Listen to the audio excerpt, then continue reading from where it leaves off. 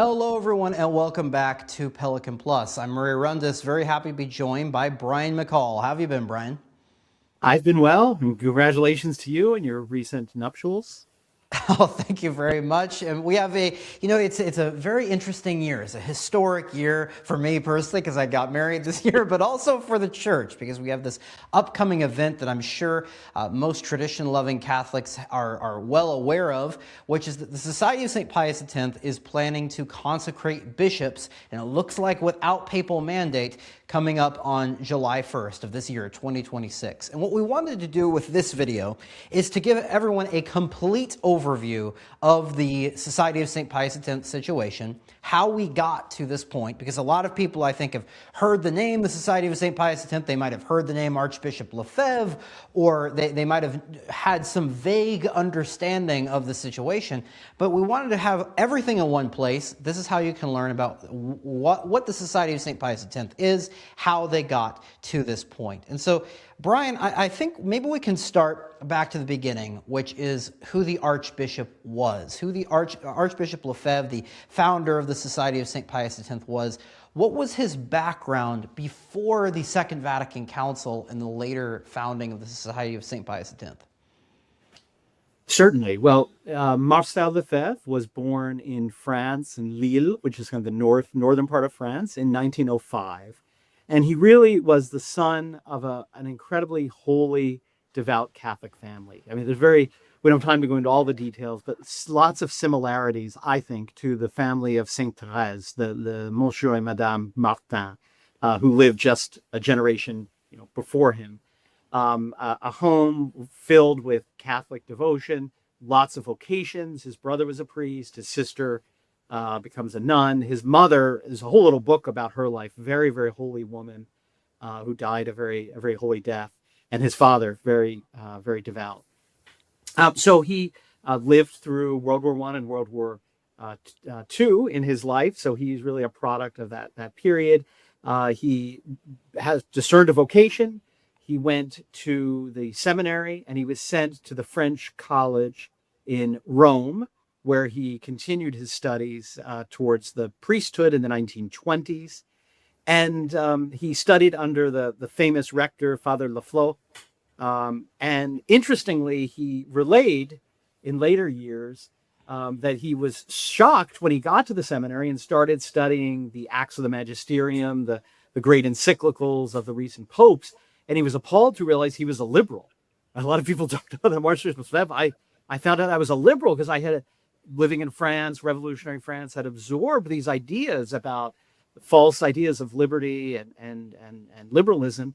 And it was only when he was sort of shown what the church had always and everywhere taught in the seminaries, he realized it and obviously adhered with all of his heart to the actual teaching of the church. He's a very short period where he was in a diocesan parish, but then he discerned with his brother priest, his natural brother priest, urging and to join the Holy Ghost Fathers, also known as the Spiritans, and they were a missionary order. They have an interesting history. They had sort of two foundings. One, 18th century around the Revolution, then a second founding by Father Lieberman, with a focus on the missionary aspect. And so he was sent to Africa. And most of his life as a priest was spent in Africa as a missionary, traveling through French-speaking Africa, bringing the sacraments, bringing the faith to various remote, often villages. And then he was instrumental, and I'd say really establishing a indigenous church, right? Because he brought that transition of French West Africa from the missionary mode, where it's sort of temporary and we have missionary priests and there's no structures, into a more permanent structure and centered in the capital of Dakar. He became eventually the first Archbishop of Dakar, and he was eventually appointed apostolic delegate. And that is a role that it's not like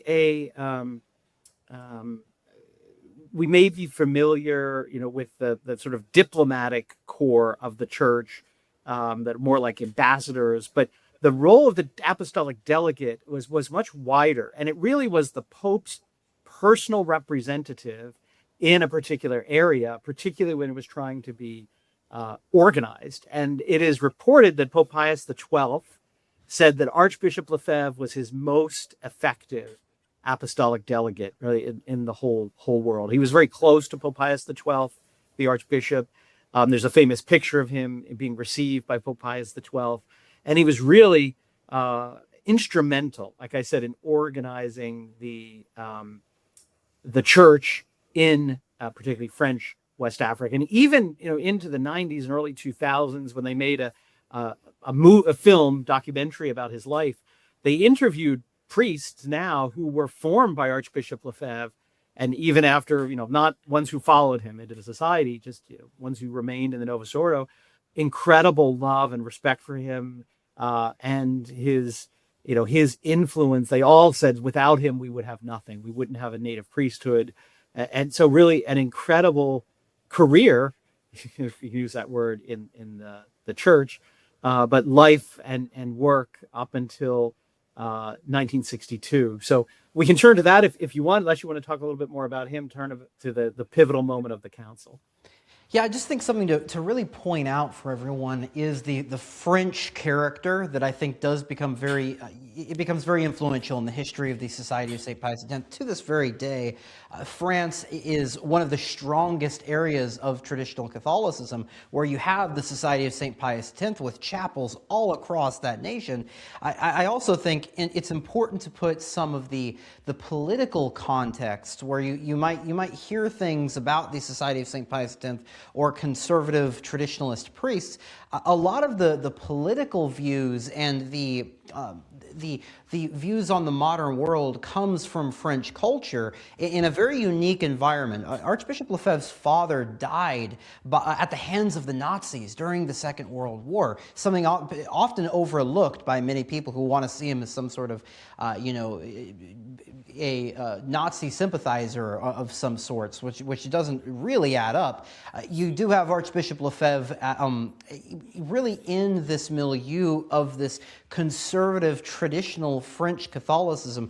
As you mentioned there in the seminary, the formation by the French seminary, this remains a direct line to somebody like Father Garrigou-Lagrange, which is one of the main centers of new Thomism, of a restoration of Thomistic thought, of the thought of St. Thomas, that was directly passed down to Archbishop Lefebvre through the French seminary, through the French-speaking seminary. So I think that's very important to keep in mind. But as we turn to the 1960s, Brian, we now have this very influential prelate, Archbishop Lefebvre, who is one of the most influential prelates really in the world, is a part of this group of fathers at the Second Vatican Council that's very influential and does hold back some of the more extremists at the Second Vatican Council, but in the end, there's still, of course, some give and take. Can you tell us about that group of fathers, but also Archbishop Lefebvre's involvement with the Second Vatican Council?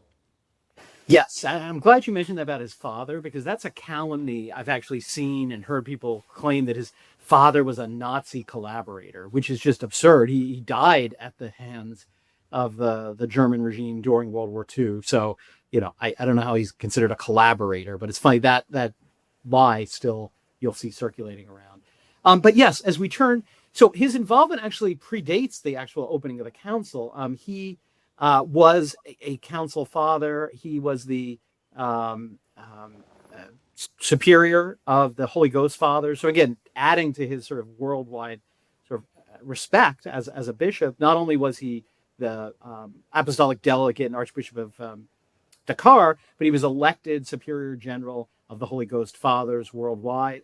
And he was invited by Pope John the 23rd to participate as a member of the preparatory commissions.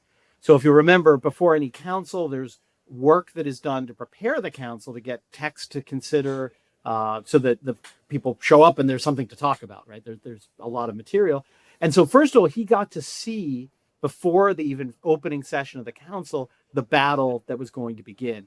because one of the commissions he sat on was the commission that was working on the document about the church's teaching on the relation between church and state, which would morph into Digitatis Humani at the council. But that debate already occurred in the preparatory commissions, and he witnessed this battle between the progressives, really led by Cardinal Bea, and Cardinal Ottaviani, who was defending the traditional teaching of the church on toleration of false religions, but the obligation of states to recognize our Lord Jesus Christ. And then the liberals, who were trying to eventually, when they get to Digitatis Humani, recognize a quote unquote natural right to religious freedom to practice any religion one chooses. So he was very aware of that, but he was optimistic as the council began because those battles seemed to be going well. The preparatory documents, notwithstanding some of the difficulties, were fairly orthodox. They reflected the tradition of the church.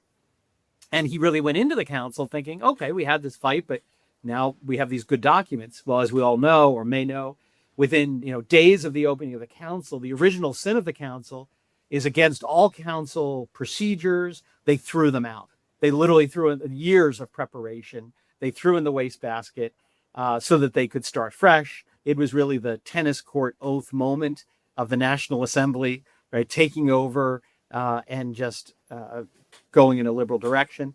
And then the Archbishop, together with some of his confreres, realized when this happened that they were not organized, that the progressives were a minority, but they came with incredible organization.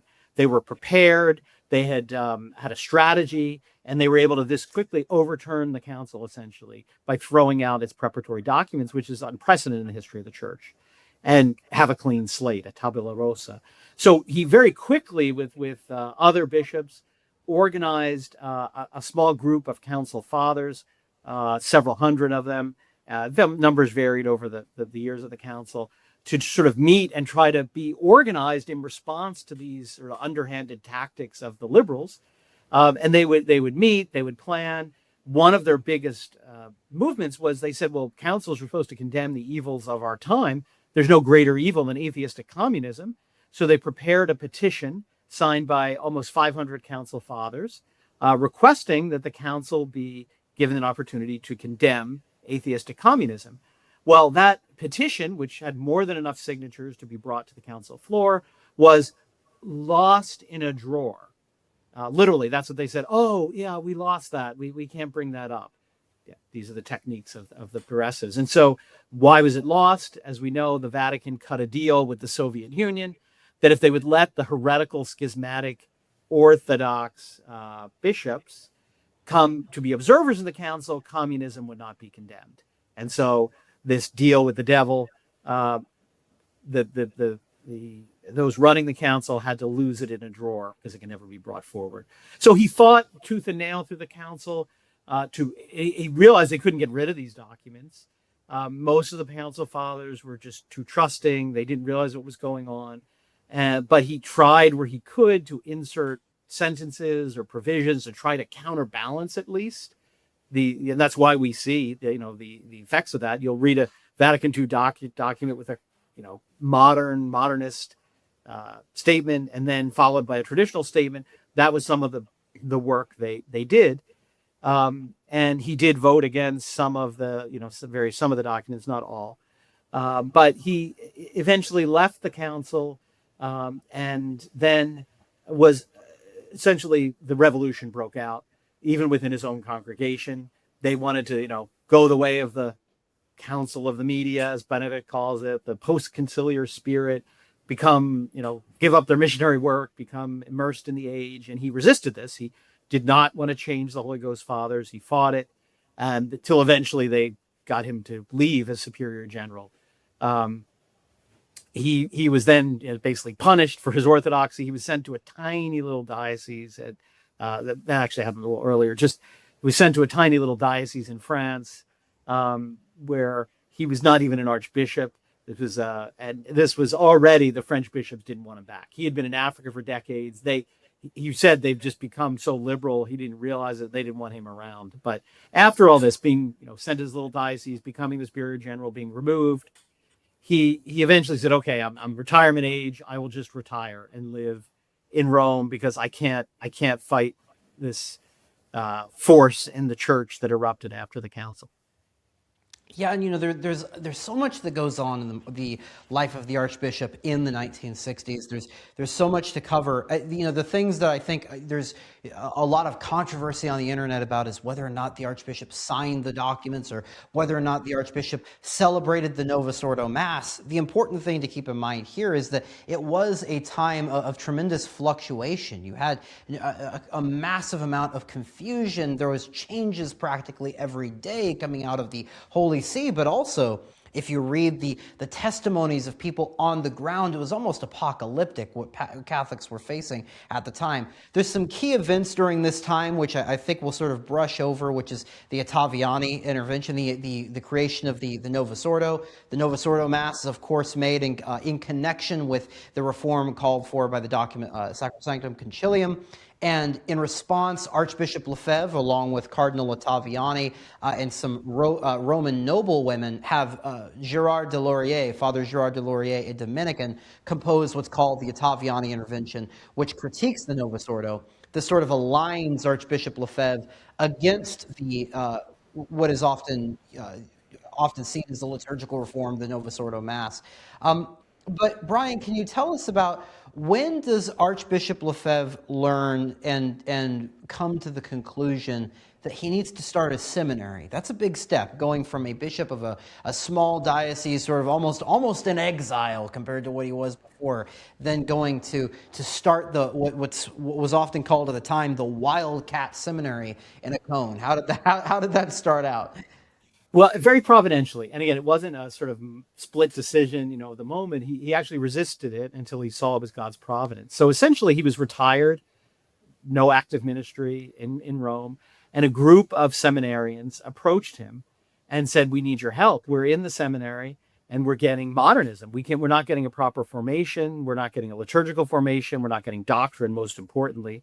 And he said, I understand, but what can I do? I'm just a retired bishop. You need to persevere. And he sort of resisted. Then they came back and they said, we're going to lose our vocation. We can't do this. So he came up with a bit of a solution where they would move to Freiburg. They would attend kind of classes through the regular seminary system there, but he would have kind of a house of studies, we might call it, like a house where these seminarians could live, and he would give them some formation and give them conferences and sort of support them spiritually, but they'd be in what we call like the mainstream university seminary system. Well, even that didn't work. They got there and they said, like, this isn't even going to work. The classes are modernist. We can't get enough actual formation. And then he's, again, Providence, he's approached by a group of lay people who were able to acquire a property in Switzerland, now the famous Acon. And they said, well, look, if you want to move there and establish your own seminary, we'll dedicate the land to you. And this is sort of in this period leading up to 1970, the Novus Ordo comes in, and he really takes all this as a sign that God doesn't want him to retire and is calling him to found a new congregation. And the congregation that he names after Pope St. Pius X, the Society of St. Pius X, and with its stated charism, the formation and care of priests. Right? A lot of people think, the Society of St. Pius X was started to bring the Latin Mass everywhere. Actually, that's not true. That's a consequence that flows from the primary mission, but it's really secondary. The primary sort of end of the Society of St. Pius X, when it's formed, is to provide formation for priests and then their continual care. And he is granted permission by diocesan bishop to found this seminary, to start this order, again, with the church's permission. It is then shortly raised by the Vatican to being a congregation of pontifical right, which gives them the authority to incarnate priests directly into their structure. Now, what's interesting about this, as I said, that the original idea of the Archbishop was not to have priories and send his priests places like the structures we're familiar with now.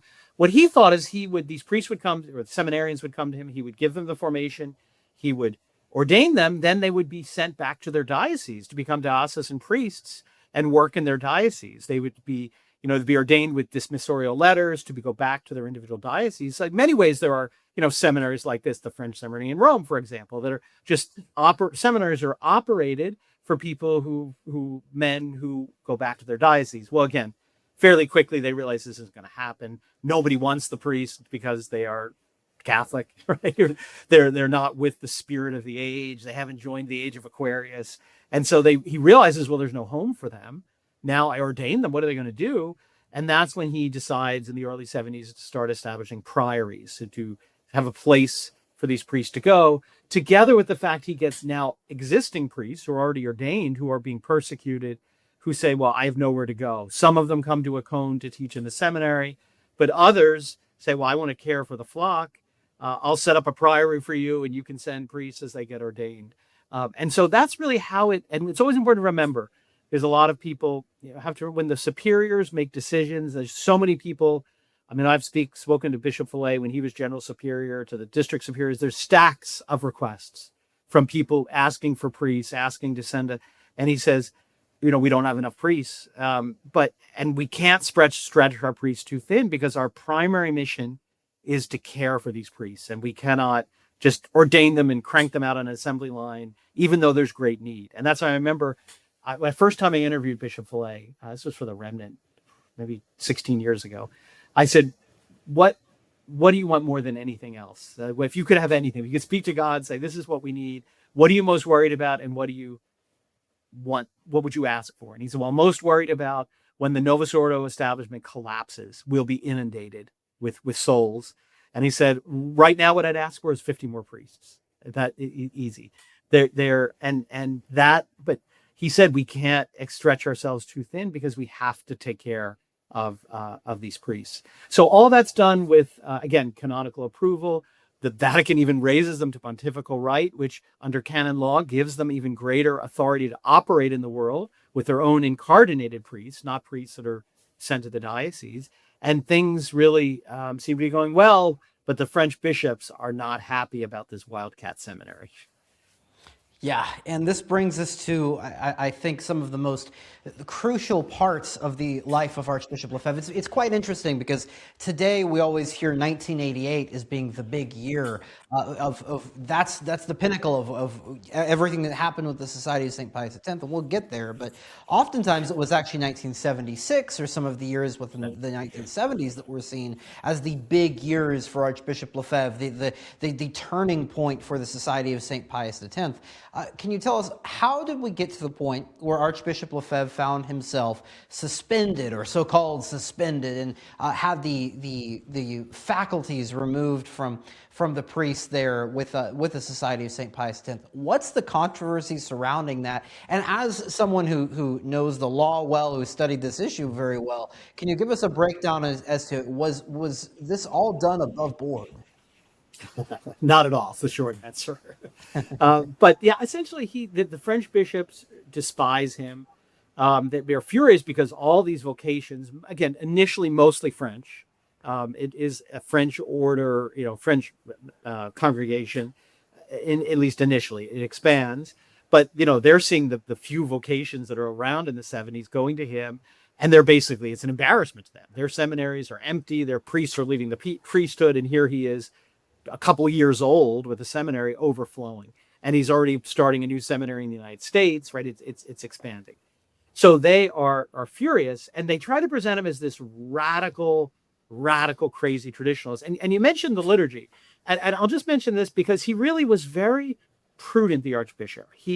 And you'll hear these stories of those on the sort of state of a contest side who criticize him. Oh, he had the Novus Ordo in the beginning. He didn't have the Novus Ordo. What he was trying to figure out was, where is the break? So where is the liturgy at a point where it's a danger to the faith and must be resisted? And where are those perhaps legitimate, if imprudent, or maybe not the most, aesthetically pleasing alterations to the liturgy, but which are not touching the faith and therefore need to be accepted?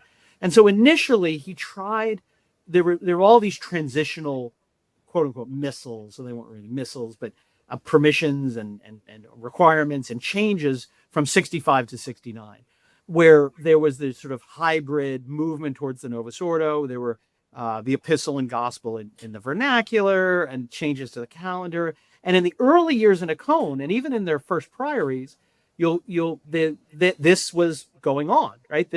They would have the essentials of the 62 rite, but with these post-conciliar adaptations moving towards the new mass. But 69 is when he realizes the break. He's like, okay, this is no longer.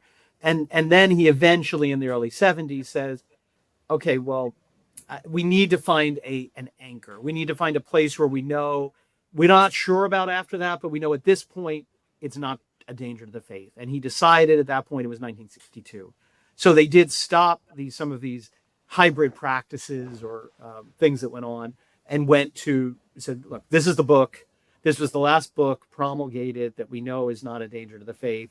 We know 69 is a danger. In between is kind of murky. We're going back to that. So again, he wasn't just sort of some, like, let's go back to 1570 and we have to get the missal as Pius V used it. And he was really very much trying, and we're going to talk about this, right, balancing when I need to be disobedient, but not a spirit of disobedience, right? When can I obey? I will. And that's evidenced by this period. When he's summoned to Rome, he always goes. When he's summoned to Rome, because the French bishops essentially lead a campaign against him to get the seminary shut down. So he's summoned to Rome, and he's scandalized. This is in the fall of 74. Absolutely scandalized. So he returns by what he's heard, what the prelates and the curia and the hierarchy essentially is saying. They're heresy. It's outright heresy. Protestantism, modernism. And he comes back to Acon and he tells the seminarians, it's not these words exactly. Essentially, Rome is occupied. I mean, this is just terrible. And he writes that point his famous declaration of 1974, November 1974, where he essentially says, we adhere to eternal Rome, not to neo-modernist and neo-Protestant Rome. Essentially, it's really his declaration of where what he has to do. His declaration of, we are obedient to the Rome of all time. We are Roman Catholic, but we cannot follow the superiors, those in authority today, because they are leading into modernism and Protestantism. And this really is the trigger, right? The French bishops, particularly, and the Vatican authorities cannot deal with this. This is too much. They cannot brook opposition. Right? It's every revolution. You can't have anybody saying the emperor has no clothes. So they basically have a secret trial in Rome, and decide we've got to end this. He's given no canonical benefit of law. He's not allowed to appear. It's just sort of all held in secret. And then they basically say we've got to shut it down. So they call up the bishop that had given him permission, right, and given him status, and they basically strong arm him to suppress the Society of St. Pius X and order the seminary closed. Again, no canonical procedures, not following law. Because they were on pontifical right, this is not really even the right process. But what pleases the prince has the force of law, legal positivism. The bishop just concedes and does it, says you're suppressed. So it nears the time for ordinations of 75.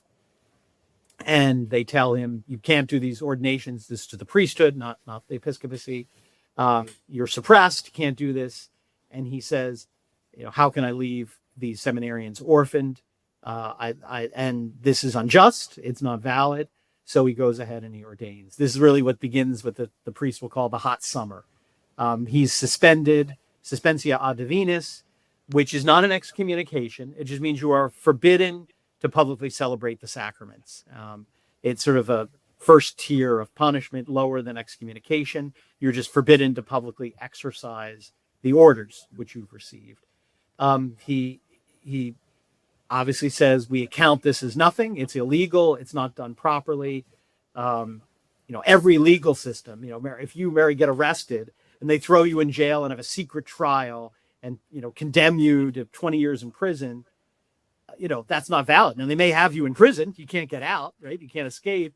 But, if eventually that gets to a court, they're going to say, well, that's it. That's invalid. You have a right to a trial. You have a right to confront witnesses against you. They go through all the rights of the Constitution, say they deny them to you.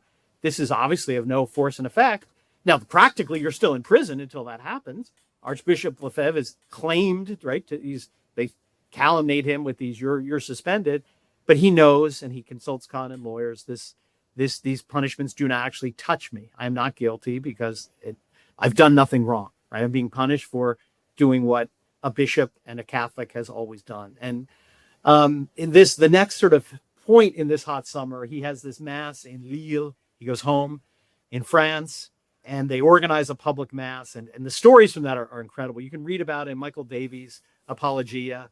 But the stories are incredible. They thought it was going to be sort of a little small group. They rented a small room. As the date approaches, they're hearing more and more people are coming. They have to get a bigger room and a bigger room and a bigger room. And it's just filled to capacity of people who want to see the Archbishop.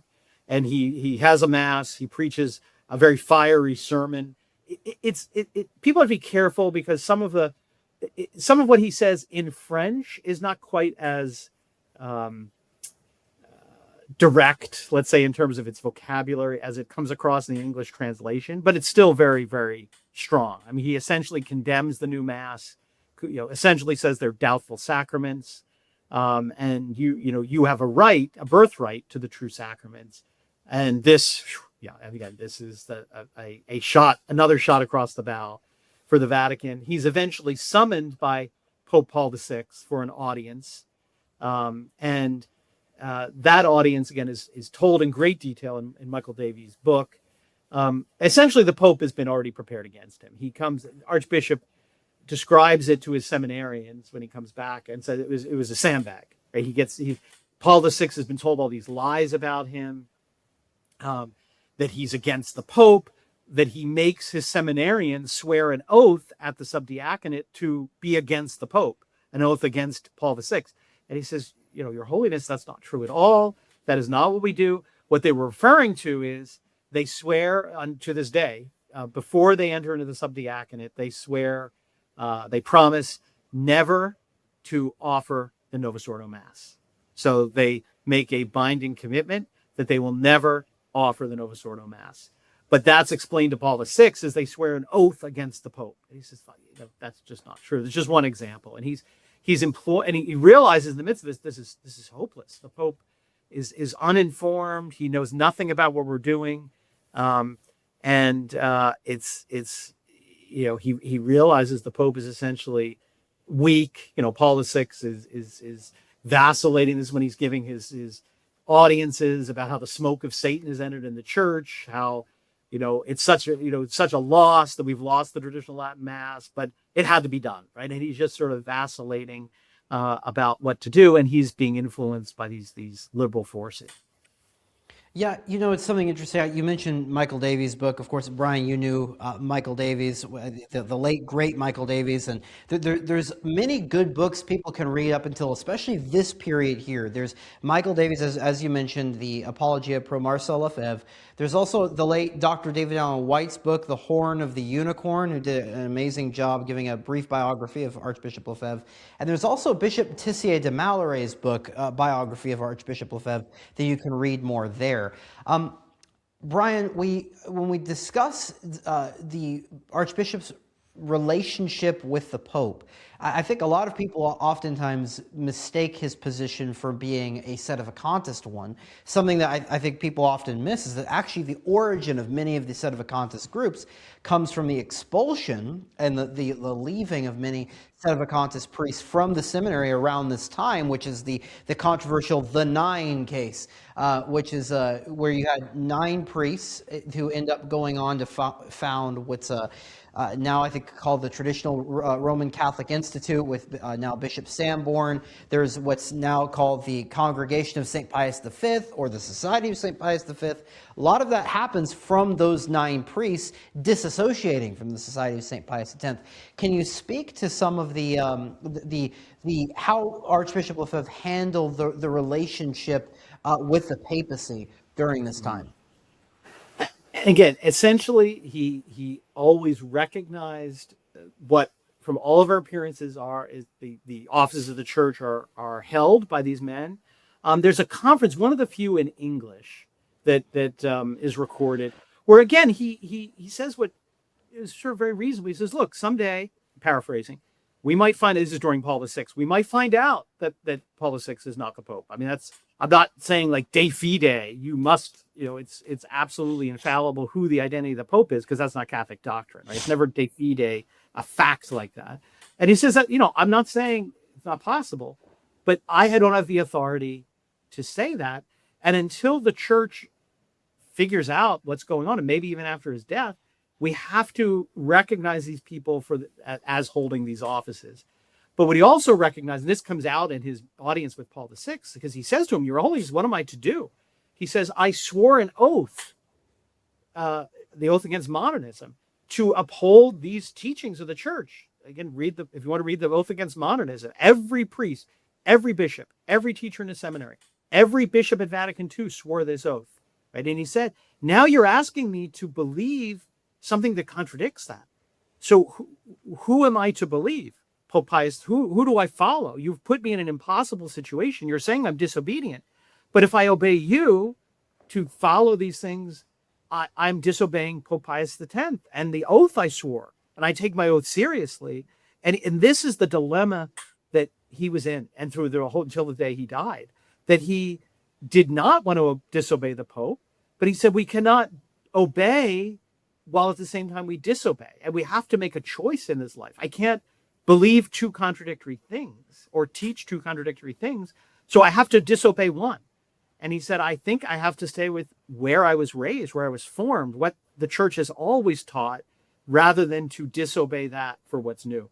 But Paul VI couldn't even understand this. And his response is when the Archbishop in the audience says, like, "Oh, help me, Your Holiness, tell me how to resolve this contradiction." And he said, "I didn't call you here to talk about theology."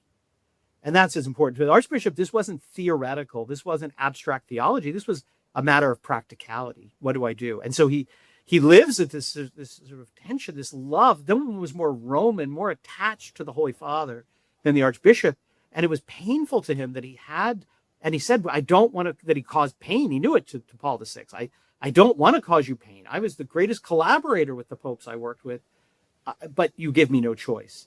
So things basically go quiet from 75 in a certain sense. The Vatican doesn't talk to him. They ignore him. They tell everybody he's condemned. And then John Paul II is elected in 78. And almost immediately, shortly after the election, Archbishop Lefebvre is called to the Vatican with the then prefect for the Congregation of the Doctrine of the Faith. Many people forget Ratzinger is not appointed until a little later to that. So Cardinal Sepe is called in. It's a very pleasant meeting with John Paul II. And essentially, the message of John Paul II is, we want to find a solution to this. He recognizes what he's done is good. And, there's a sort of hope that things can be repaired. And then things develop. They send some visitors, and there appear to be some movement through the early 80s. Meanwhile, while this is going on in the 1980s, as you mentioned, there are priests, mostly American, who basically they conflate, I think, in a simple sense, two issues. One issue is the issue of the papacy. Is there a pope? Is he an anti-pope? With also the liturgical question, right? And they decide, and again, these issues are sometimes interconnected, but sometimes separate. So what do I mean by that? They want to go back to the pre-John the 23rd liturgical books. So the books, including Holy Week, as they existed before the Holy Week reforms, changes of 1955, but not just Holy Week. Any of the changes that occurred to the calendar, to anything up and through 1962. And it is true that prior to the early 80s, there was some variation among the continents within the Society of St. Pius X. There were houses that did observe some of the pre-62 customs and calendar. Again, there was a period where the hybrids were observed. But basically, the Archbishop realized, again, he always thought this was temporary. He always thought that the exile that is temporary and we just sort of have to hold on a little bit. But he starts to realize, no, we may be in this situation for a while. And he says, as a prudential matter, as the superior, we need to have the same in all of our houses, right? That, and again, it's very careful. He doesn't say like there's something inherently wrong with the pre-54 books. He himself used them for most of his life.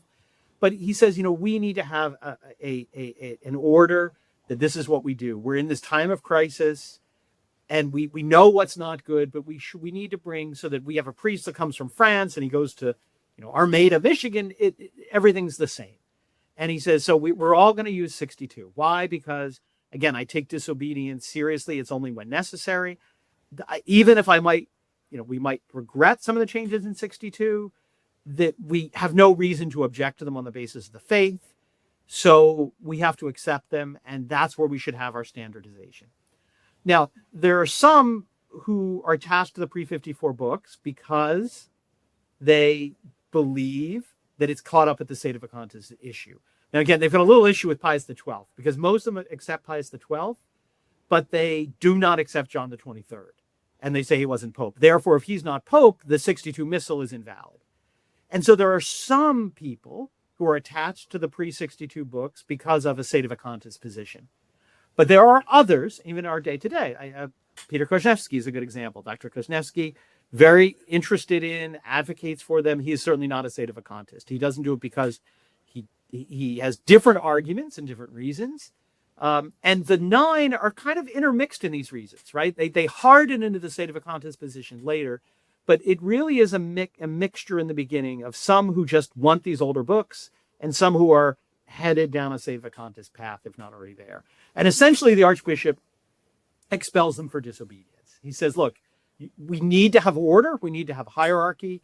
This is a prudential judgment of mine that these are the books we should use as standard in our houses. You need to obey. And it's not a matter of the faith. It's a matter of prudence. And they refuse, they go their other way. And again, even those who are maybe not quite in a State of Vacantas as hardened position eventually harden into those positions. So it's a complicated issue. It really involves those. And that's why you have to be very careful. If someone says, I want to go to the pre-50 Holy Week, you shouldn't jump to the conclusion they're doing that for a State of Vacantas reason. They may certainly recognize all the popes up through Leo, but explain why they think the 62 changes were not obligatory. There's a different debate that can go on. And this does devastate the society, though, particularly in the United States, because there's essentially no priests left. There's hardly any priests left when the 9 leave. And at this point, the Archbishop almost shut America down. He always said, these Americans are so much trouble. They're rebellious. And there's no priests. We have an entire continent. And I think there's like 2 priests left virtually. I mean, there's seminarians, and he almost just says, like, let's just pack up and go back to Europe. And he doesn't. Thank God for us who live in America. He perseveres. And if you're interested in this period, I'm hoping I have on the books for my professor's exam to be interviewing Father Gregory Post, who was the first Society of St. Pius the priest, St. Pius X priest in the United States. And we're going to hear, he's elderly now. So, while we still have him, we're going to spend some time hearing his perspective on these events. So if you're interested in this part of the history particularly, we'll look for that interview, which will be coming up in the next few weeks.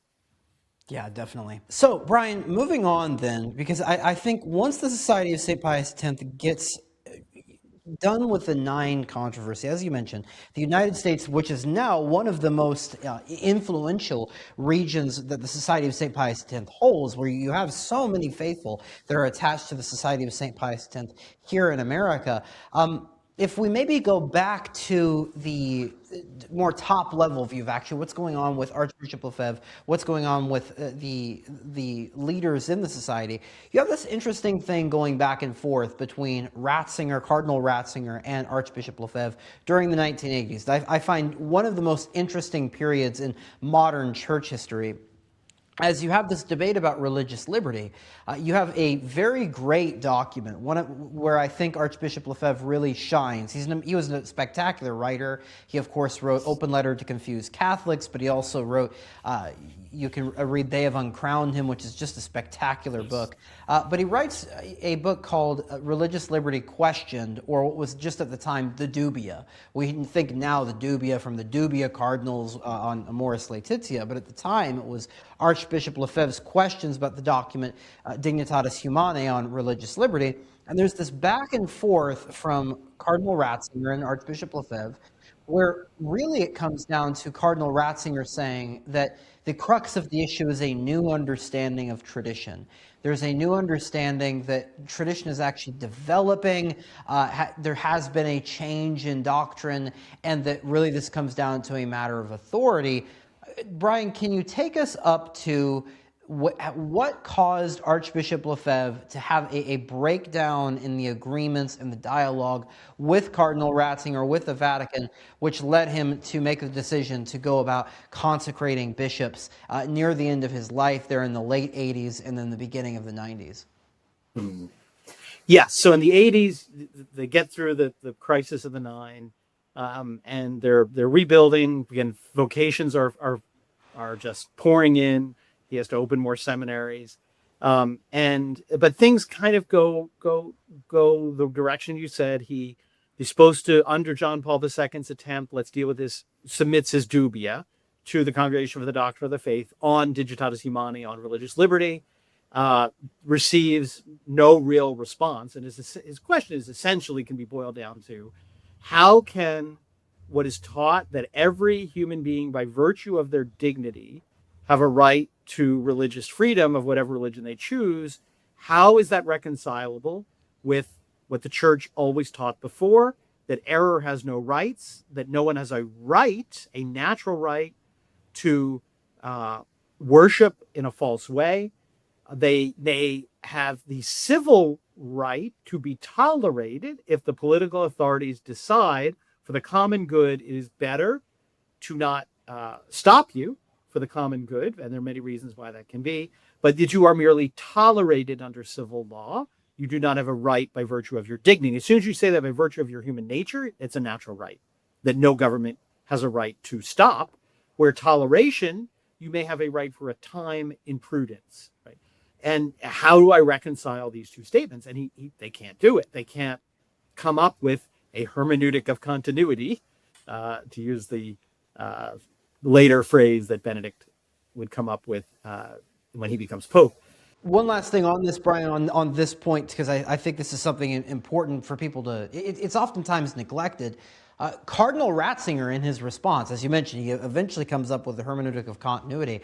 His response to Archbishop Lefebvre, even by today's standards, was rather radical. And yes, even if you compare his attempt at synthesizing the doctrine of religious liberty, it contradicts what you might see in someone like Dr. Thomas Pink or yes, even Cardinal Ottaviani's sort of addendum to what he thought of Dignitatis Humanae was.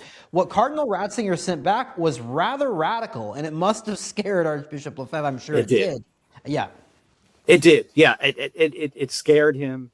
And essentially, you're right, because there have been some other apologists trying to square the circle of Dignitatis Humanae. They didn't achieve it, I think, but it became a little more plausible. But essentially, it's the world has changed, and we just kind of have to do this. To boil it down, like the world is different, facts are different, so we have to change the doctrine. Is more or less, and that scandalized Archbishop. And we're jumping around a little bit, but at one point when he's meeting with Cardinal Ratzinger, he says, we cannot work together, essentially paraphrasing. He says, we cannot work together because for us, our Lord Jesus Christ's kingship is everything. Like that is all, it's all, that's everything. And for you, it can be compromised. And how can we work together? And that sentiment, which comes from his last testament, Archbishop Lefebvre's testament to his seminarians, My Spiritual Journey, you can buy the book under, where he essentially says, he opens the book by saying it was a conference that he gave to the seminarians towards the end of his life, that, it is because our Lord Jesus Christ is not at the center of what they do and believe, that we cannot follow them. And essentially that's what he says to Cardinal Ratzinger.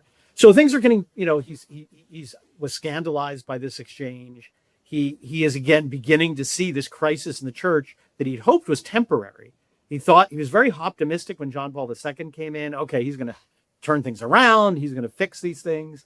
But then when he has this exchange, he realizes that may not be the case. We may be around in this situation for much longer. He's now aged a decade from or more. He's in his 80s, and he knows he's not going to live forever. And so he starts thinking from in the close to the mid part of the decade, I may need to do something to provide for my seminarians, and begins to contemplate the consecration of bishops. And he prays, and he prays for a sign from God, from Providence, that he should really move in this direction. Well, he gets this sign in 1986, and it is the scandal of Assisi. And again, we're so familiar with it, and we talk about it, Assisi 2, Assisi 27, whatever we're going to be up to next, that we, I think, almost lose the sense of scandal. So John Paul II, the Pope in whom he originally had so much hope, okay, we're going to undo this, the crisis is going to go in reverse. And this same Pope goes to Assisi, prays publicly with not only Protestants, but Buddhists and animists and all different kinds of pagans. There's the churches are given where the Buddha is placed on a tabernacle, and it's a just public violation of the first commandment. Well, the Archbishop is so scandalized by this, and he takes this as the sign. He says, okay, this is not ending anytime soon. If the Pope himself is now doing this, combined with the answer he got on the doctrinal level from Cardinal Ratzinger, he says, this crisis is not ending anytime soon, certainly not in my lifetime. And he, at that point, decides he has to start moving towards consecrating bishops. He and another figure who will become important, Bishop de Castro-Meyer, they pen an open letter to John Paul II condemning the Assisi prayer, in quotes, meeting. You can still read it. It's publicly available. And really, this is when he starts talking to Bishop de Castro-Meyer about we may have to consecrate bishops. So we're now at 1986. The Vatican again makes an attempt. We're gonna let's he makes it known that he's considering this. No, don't do that. We're gonna work it out. They send visitors. And again, like the visitors that came in 74, the Roman authorities that scandalized the seminarians, again, they told the seminarians things like, they'll be married priests soon, and there's going to be, women ordained, and just scandalous things. This time the visitors are a little more toned down, but they again find everything is normal. The report is that everything is very Catholic. Although interestingly, one of the great stories too is it's all about you have to bend a knee to the revolution. You have to drop a bit of incense if you want to get along. And there's a story that's told in Bishop Tissier's biography. One of the Roman cardinals is there visiting, and he has in his hand the Novus Ordo Missal, and he says to the Archbishop, look, everything here is great. We're going to have a great report about your seminary. He says, just come with me into the chapel and say one new Mass. Say the new Mass once, just in your chapel. Doesn't have to be publicly. And if you do that, more or less, your problems will go away. You just have to say it once. And the Archbishop said, no. He said, I can't just say it once. If I say it once, first of all, I say everything I've done up until this point was wrong. Because if I can say it once, I can say it every day. Right? This is a matter of principle. And if I compromise and say it, it's no longer a matter of principle. It was a matter of my preference. And he says, I don't care if it's just you and I in the chapel. I cannot say it ever. Because if I do, I've nothing left in my position. I've just following my own will. And so he refuses. And sort of sadly, they go back. The report supposedly is glowing about the seminary. But, he wouldn't offer his grain of incense. An important story to remember, because a lot of priests come under pressure. If you want to keep your work, if you want to say the Latin Mass, you've got to go to the concelebrate. You have to do one Novus Ordo a month. And again, if you agree to that, the Archbishop said you have no moral principle left, because if you do it once, you can never object again on principle. So things progress towards 1988. He is again saying publicly, I'm going to do this. He asks Rome's permission. They delay. In the spring, he holds a meeting. He calls together basically there's again, we haven't really talked about this, but in addition to the Society of St. Pius X, there are a whole groups of religious that have affiliated with the society. They're not part of the society, but they're homeless as well. They're orphaned. And he provides a structure for them, priests to say their masses. So there's Benedictines and Dominicans, etc.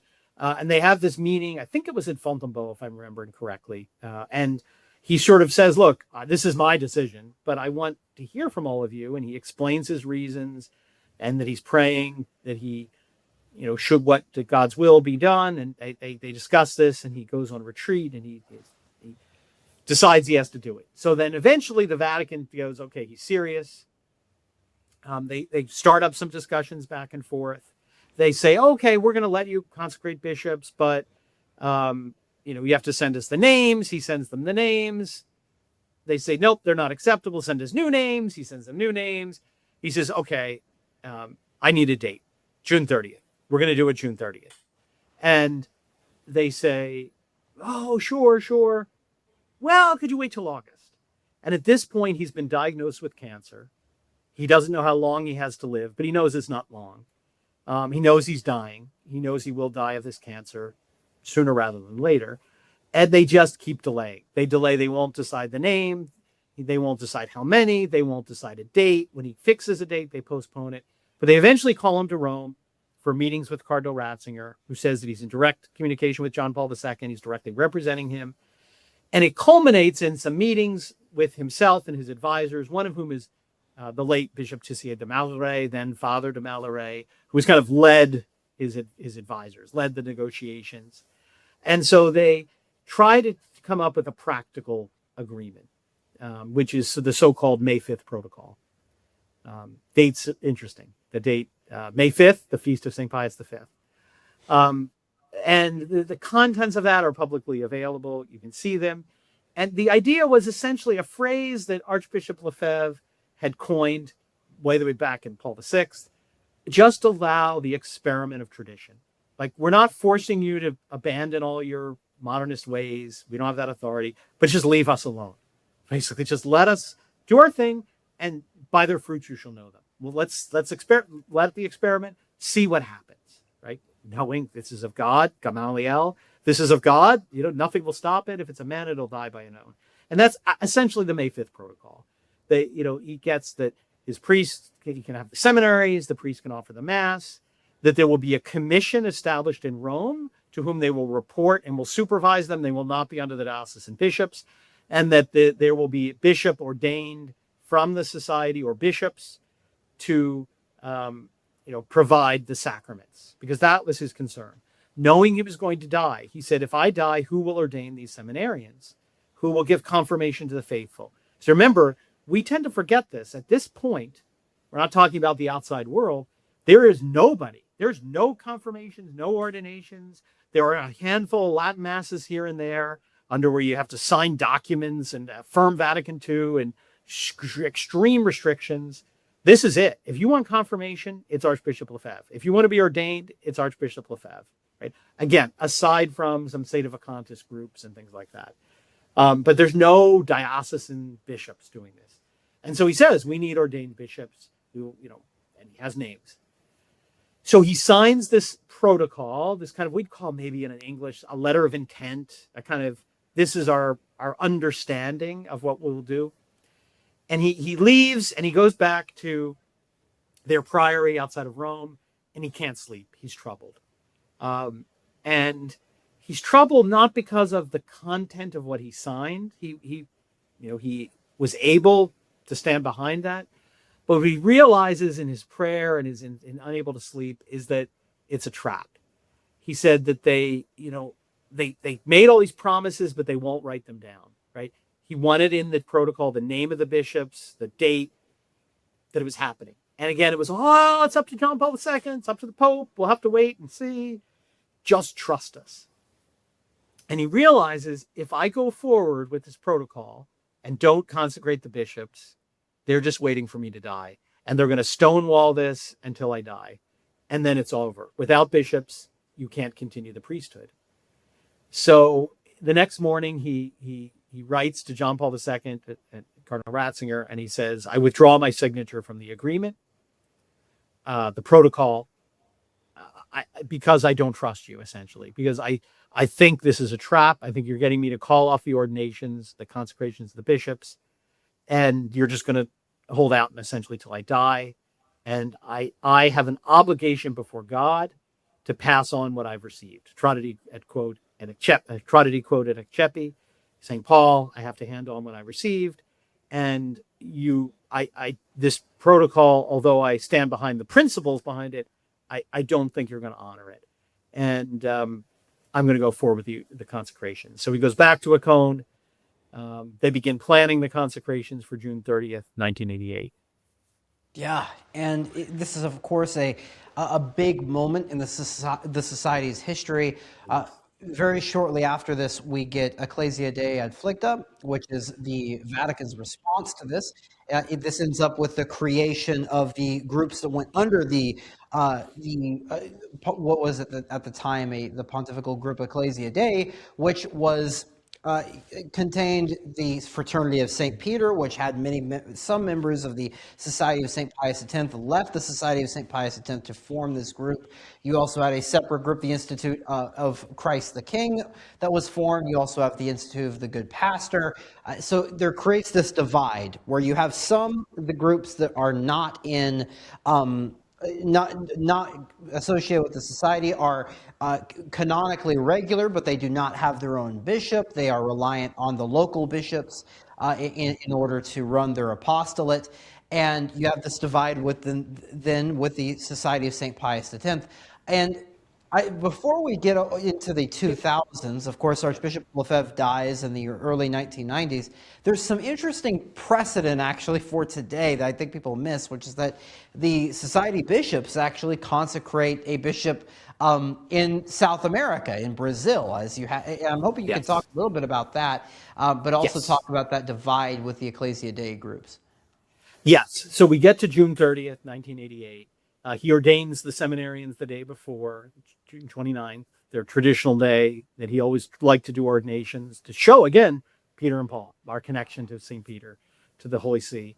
And then he names 4 priests, Bernard Fele, Tissé de Malaret, Alphonse de Galarreta, and Richard Williamson, to be consecrated. And the eyes of the media, the world, are on Acon at this event. They hold the consecrations. The Vatican sends word. We consider this an act of disobedience. You'll be excommunicated. They actually send a mysterious black car that sits outside the tent area in Acon, and they basically say, "Get in the car and come to Rome. Don't do this." And it sits there through the events. There are several priests and head of religious orders who attend and participate in the consecration, and a lot of people try to hide or obscure this. For example, Dom Gerard, who is the abbot of La Barroue, who will become one of the Ecclesia Dei communities. He breaks with Archbishop Lefebvre, but he actually doesn't do it until after the consecration. He attends the consecration and participates in it, and it's only about 2 weeks later that he decides to break. But there are others who break who don't go to it. But at the ceremony itself, 2 important notes. The media is there because they love scandal and excommunication. And he looks at them, he says, I know tomorrow in his sermon, there'll be headlines, disobedience, rebellious bishop, excommunication. And he says, this is not rebellion. And he nicknames the event Operation Survival. And he says, what we do for the survival of the priesthood. And we do not do this in a spirit of disobedience. And we do this merely to hand on what I've received. And someday we know that this gift that we've given the church of these bishops who will preserve the priesthood, they will be able to hand back their episcopal consecration to the church and will be welcomed back. And that, he, again, completely not a spirit of disobedience. There's a part of the ceremony when, at the very beginning, when there's one of the participants, I forget who it is, one of the ministers, calls out, "Do we have the mandate?" And they're supposed to then read the mandate from the Pope. So at that point, they read out again another kind of explanation where they say, yes, we have the mandate of eternal Rome. So he makes it clear, I am not disobeying the church. He also makes clear in his remarks, I am not conferring jurisdiction on these bishops. To do so, jurisdiction is the right to govern a portion of the church. That only the Pope can grant jurisdiction. That is a schismatic act, to say, I'm going to set up a hierarchy. All I do is confer the order of the episcopacy, the power to confirm, to ordain. And I disaffirm any claim of giving them jurisdiction. That's actually why his intention was to never have any of the bishops, now history turned out differently, become a superior general of the society. Again, that doesn't actually confer jurisdiction because it's not a diocesan see, but he was so concerned about this, he said, I think it would be confusing for people. They would think that you are the superior general because of being a bishop, when it's really two are not connected. Now, again, the society priest decided otherwise, I think because of the eminent holiness and prudence of Bishop Fillet as a man, they wanted him as their superior. But he actually thought it'd be better to not have one of the bishops at this point, because he's saying, I am not committing a schismatic act. I am not conferring jurisdiction over the church, merely the sacrament of orders, which was the traditional understanding that the sacrament conferred orders, the Pope separately conferred jurisdiction. So he makes all this very clear. 6 priests and seminarians break with the Archbishop. They go to Rome. And they say, we can't follow the Archbishop. And they are told, well, we'll give you the May 5th protocol. He didn't accept it. We'll give it to you. And you'll have exactly what we promised him. So they say, great, we'll do that. So they eventually form the Fraternity of St. Peter. I find this interesting. We in the United States forget the technical name of the Society of St. Pius X is the Fraternal Society of St. Pius X, abbreviated FSSPX. Right? The Society of St. Peter names themselves the FSSP. Exactly the same except the X. And again, I find it interesting. They choose a name that is easily confused. Now, I think in the United States, the rest of the world, they still refer to themselves as the FSPX. The United States, I think because of that confusion, they dropped the F to make it a little clearer. But in any event, they are promised this deal, but unfortunately, they're never really given the deal. And I think they prove Archbishop Lefebvre right. His concern was, you were never going to give us a bishop. And to this day, May 8th, 2026, the priestly fraternity of St. Peter has never been given an ordained bishop. They've always had to scrounge up a bishop from somewhere around the world when they needed sacraments. And that part of they always say, well, we got an Archbishop Lefebvre's deal. No, they didn't. They never, to this day, got the bishop. So what happens July 2nd? The Vatican, the Congregation for Bishops, declares Archbishop Lefebvre excommunicated himself, latae sententiae. There's no trial. There's no canonical declaration. There's just, you excommunicated yourself. And John Paul II issues the motu proprio Ecclesia de Afflicta, which does 2 things. Essentially says, this came from me, because again, the actual order came from the Congregation of Bishops. He says Archbishop Lefebvre confirms what he believes to be the facts. He actually uses the word schism. He says that this is a schismatic act. Again, even though schism is an intention, and the Archbishop says, I am not committing schism. I am not doing this. Just declares it such without explanation. Little interesting fact, as you want to talk about South America, you need 2 bishops to consecrate a bishop, a primary consecrator and a co-consecrator. So his good friend, Bishop de Castro Meyer, who is Bishop of Campos, Brazil, the only diocese in the world. We said Archbishop Lefebvre was it. I overspoke. There's one bishop in the world who essentially didn't implement Vatican II, and that was Bishop de Castro Meyer in Campos, Brazil. Priests that wanted to serve the Novus Ordo and go that didn't punish them, didn't excommunicate them. He let them find a home. But in his diocese, they kept to the old mass. He had priests flocking from all over Latin America, and they cooperated together. And so when time came, he went to a cone and was the co-consecrator. And interestingly, a little detail of history. I think David Allen White mentions this in the his little biography of, you mentioned the one of Lefebvre, his one of De Castro Meyer, that when the order came from Rome after 1988, they actually left out Bishop De Castro Meyer. They just said the 4 bishops and Bishop Lefebvre. So De Castro Meyer says he called up the Vatican and he said, "Hey, you forgot me. I was there. I was co-consecrating." And he basically said, if you're going to condemn my Archbishop Lefebvre, I want to stand with him. So they very quickly, you can't find it now, his name is in there, but they quickly sort of rescinded the document and reissued it a few days later with his name, which is again, it sums up to me the greatness of De Castro Meyer, right? He didn't like, whoo, I escaped that penalty. I didn't get swept up with it. He said, no, I want history to record I stood with the Archbishop, and you're not going to deny me my white martyrdom, so to say. So he does continue, and the essentially not the deal, because that sort of is not the right word, but the understanding between the 2 bishops was, I will come to a cone, I will help you co-consecrate, but I also am dying. And when I die, these bishops, will they please consecrate my successor? And so that is the understanding. And then in 1991, interestingly, Archbishop Lefebvre dies, and within a year, less than a year, Bishop De Castro Meyer dies. It's almost, I think it's like, many times when a husband and wife, one of them passes away, my great aunt and uncle were this way. A few months later, the other dies. Again, not all the time, but many times, those who collaborate so closely, sometimes it's amazing how their deaths come close together. But Archbishop Lefebvre dies in March, Holy Week of 91, of the cancer. But then shortly thereafter, Bishop De Castro Meyer dies. Then 2 of the bishops that were ordained in a cone come to Brazil, and they consecrate then Bishop Rengel, Luciano Rengel, to continue the work. By this point, the Vatican finally got him removed. So for many years, he was actually the sitting Bishop of Campos, again, preserving one traditional diocese. There were schools, seminaries, churches, everything.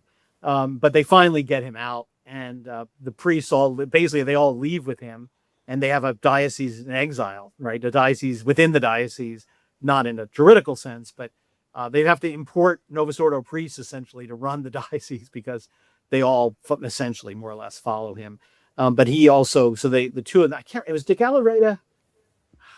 I'd have to check. I think it might have been De Galarreta and Fillet, I think, but I know De Galarreta was there, but I can't remember who the second bishop was, but it was 2 of them.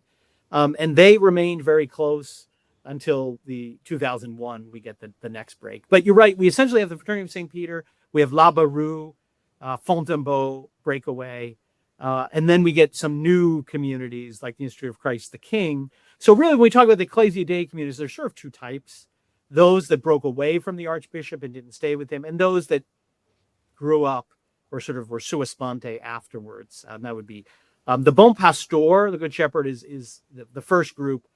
They break away in the 2000s.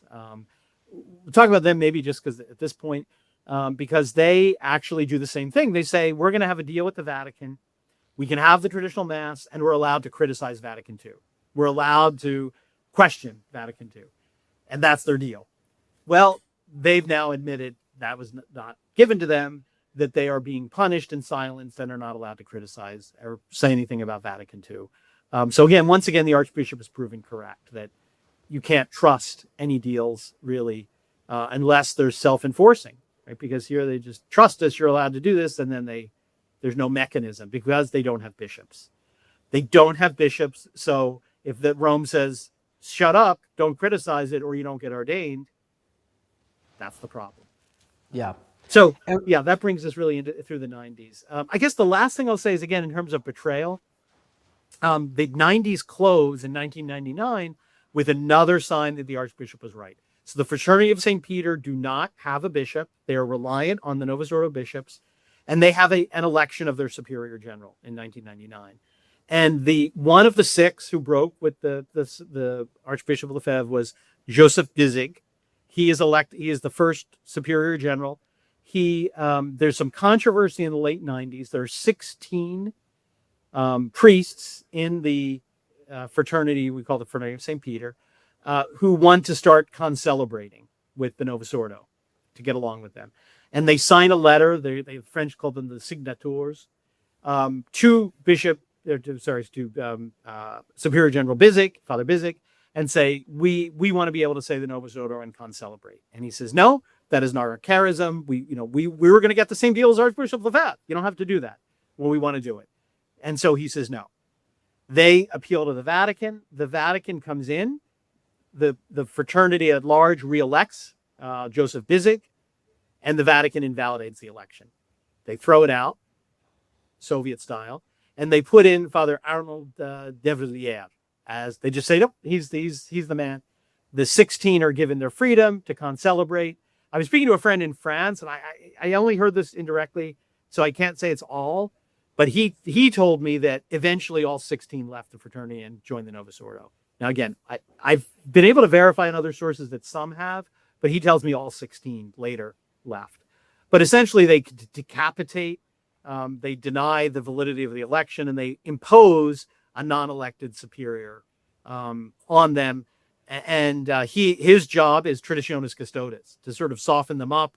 He starts giving conferences that the minor orders don't exist, that they're all a show, that they're just fake ceremonies. He wants to stop using the minor orders. I mean, there's a real push that what Francis called for explicitly, kind of a hybrid, let's go back, let's sort of merge into the Novus Ordo.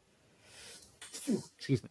Yeah, it's something where it's a problem still to this day with concelebration, because you still have this controversy where the priests who don't want to concelebrate the Novus Ordo, because this is in the charism of the Fraternity of St. Peter, is that's been the impetus to kick them out of dioceses, especially in France. That's been a major issue.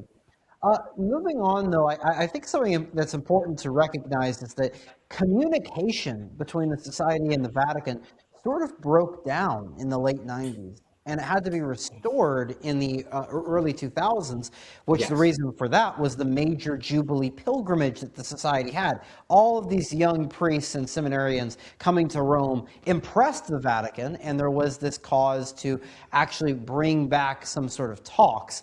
I think this can lead us into the pontificate of Pope Benedict XVI, where we saw some major changes happen.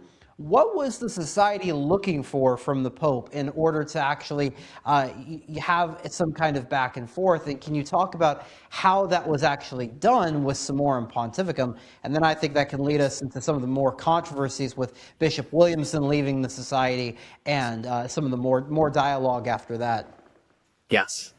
So you're absolutely right. The things basically went quiet with the Vatican after 88 and Ecclesia Dei Afflicta. Although in the reigning years of his life, the Archbishop always said, okay, they won't talk to us now, but someday they'll call us back and I'll go back. I mean, he never can close the door on Rome. If Rome called, he went, even though he knew it was, dangerous or there might be a problem. Again, he always said we have to be open to at least talk to them. So he passes away, things go quiet until the Society organizes a pilgrimage. By this time, Father Franz Schmidberger, who's the second Superior General after Lefebvre, ends his term, and Bishop Bernard Fillet is elected Superior General. They organize this pilgrimage, and not just the Vatican, but apparently John Paul II looks out the Apostolic Palace, and he sees this unending stream of nuns and priests and seminarians and Catholics and lay faithful. And he's apparently surprised. He's like, wait, what are all these priests? Like, I think he understands. He kind of thought they were, a fringe group of a couple people. And he's so impressed with their demeanor, their devotion, their numbers, that he calls in his advisors and says, okay, we need to do something. Again, his instinct from 78. We need to reestablish contact. So the four bishops are invited by Cardinal Castrillon Hoyas to meet. So they are invited to his apartment in Rome. And I love the way Bishop Williams actually tells this story. He says, we were wined and dined, we were brought in, and there was this beautiful cocktails and nuts and beautiful dinner. And at the end of the dinner, the Cardinal Castrillon says, well, we want to work together. And he says, Bishop Williams said, well, thank you for the nuts. They were delicious. Thank you for the cocktails. They were lovely. The food. But we need to work together. We need more than this. We need more than being wined and dined, essentially. We need an agreement on the faith. And I don't know how we can, he's back to his arch, I don't know how we can work with you. Tell us how we can work with you. So he says, well, John Paul II, he wants to fix this. He wants to do something. And Cardinal Ratzinger, I think always, he expresses, felt troubled by the breakdown in 88, that, what happened, that he failed to resolve this. And so he and Cardinal Hoyos are pushing for a resolution. And they want to do it very quickly. Oh, we'll just do this at the end of the year. And Bishop Fillet says, we need to take this slowly. There's been a decade or more now, 13 years of silence from you. You've treated us as lepers. We need to rebuild trust because we don't trust you, to be honest. We can't trust you after we've been treated. We need to do something to reestablish trust. Well, they plow ahead and they contact Bishop Rengel, whom we mentioned earlier, was a consecrated bishop. He is dying of cancer as well. It's like taken out with cancer. He knows he's dying. And his second in command is Father Ferdinand Riffon, who was his MC. He was the MC at the consecrations of in 88, the MC of Bishop de Castromayor. Bishop Rengel is very old. He's dying. He's very ill. He leaves this negotiation with Fernando Riffon. He works out a deal with Cardinal Ratzinger that all of them in Campos will be, quote, recognized as the end of December, and that he will be consecrated bishop. He, Riffon, negotiates for himself to be consecrated bishop and coadjutor, even though they're not a diocese, with Bishop Rengel. They will be established as an apostolic administration, a novel structure, and then when Bishop Rengel dies, he will succeed him as the head of the structure. Novel for this context. It's usually a structure set up in mission countries before you become a diocese. And they do this in December of 2000. And essentially by the end of the next year, beginning of the next year, they've broken with the Society of St. Pius X, and they've been silenced, essentially. And they have their own story that progresses from there with concelebration and participating in Novus Ordo, abandoning their chapels. Unfortunately, it's a sad story. It all falls apart. But meanwhile, Bishop Fillet says, we can't do that. I remember at the time in this spring around Easter that there was this whole talk. They're going to be regularized by December, and then nothing happened. Well, what happened was the Campos group, they changed their name to the Union of St. John Vianney. They get regularized, quote unquote. And Bishop Fillet says, we need to slow this down. So they have meetings that they kind of regroup. They have the society, and they say, okay, they go back to Rome and they say, look, we need to rebuild trust. Here are 3 preconditions before we could have any kind of practical agreement. Because Rome keeps saying, forget about doctrine, forget about it. Let's just reach a practical settlement. They said, well, look, every practical settlement you had, Fraternity of St. Peter, look what happened to them. Their head was taken off in 99. They have no bishop. Right. And on and on and on. All these examples. They say, we can't have a practical arrangement. And a priest, a friend of mine, explained this. He said, we can never have a practical arrangement that the next day we'd have to break. Right. Yeah. So we'll have a practical arrangement. Then the next day you say the Novus Ordo, and we go, okay, I guess the agreement's over. We're going back to what we're doing. He's like, we don't want an agreement, then the next day we might have to walk out of. So we need to have something before that practical agreement. And the 3 things Bishop Fillet says is we need, 1, the freedom of the traditional Latin Mass. We need a declaration by the Vatican that every priest of the Roman Rite has, without permission, without giving us a grain of incense, the right to say the traditional Latin Mass. And he says, we know you've already decided this. There was a secret commission of cardinals, 9 cardinals in the 1980s, that John Paul II, I think it was 81, called them to study the question juridically and answer the question, has the traditional Latin Mass been abrogated? And does every priest have a right to say it? And on the first question, if I remember, all 9 of them said, no, it's not been abrogated. And I think it was 8-1 on the second question. 1 said, well, they may need permission, but 8 of them said no. So he knows, but this has never been promulgated, that they've already said every priest has a right. He says, you need to make that public. You need to publicly say every priest has a right. And interestingly, Bishop Fillet says, this is not for us. Like, we have no problem. We're saying the traditional Mass every day. Yeah. We never say the new Mass. This is for the church. You need to get the church in order so that every priest knows. This is not, the Summorum Pontificum, which eventually closely meets this condition, didn't affect the Society of St. Pius X one bit. He says, you need to do this for the church. Condition 2, You need to declare the excommunications of ourselves null and void. You need to declare. We already know they're null and void. Again, this is not for us. It's for the church. You need to wipe those away.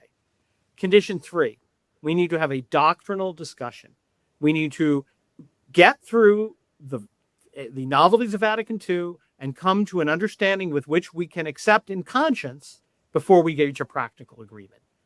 Benedict eventually says yes to all three over time. July 7, 2007, we get some more Pontificum, which again is not a perfect yes. It has some weaknesses, some legal flaws. It has some wiggle room to say that, the bishop can still control it, as exceptions for Holy Week and the sacraments. Again, it's very close to what Bishop Fellay asked for. It says the old rite has never been abrogated, the most important part of it. Again, there's some wiggle room, but it does contain that statement. And again, it's funny, Bishop Fellay gives a sermon around this time explaining why these three conditions were necessary. And he essentially says, one of his famous conferences, he says, we can't sign a practical agreement where essentially a society Pius X is put in a zoo. We do not want to be in the modernist zoo where we're in a little cage where we can say the traditional mass, but, okay, here's, the radical progressives doing their hand holding and their, crazy mass, and that cage over there, that's the Society of St. Pius X. He says, no, we cannot be put in a zoo where we're just a sort of freak show. This mass is for the whole church. And again, Benedict closely responds to that with Summorum Pontificum. 2 years later, 2009, he, quote, lifts, nullifies the decree of excommunication without any repentance, right? All that they write and say is, please remove these. They are a sadness that they stand out there. Please, remove them. They don't say, they never repent. They don't say, we were wrong, we apologize, we'll never do it again. No, they just say, please remove them. He does. He lifts them. Again, a few little imperfect things. They don't name Archbishop Lefebvre in that decree. He's since passed away, or Bishop de Castro Myers. There's an ambiguity.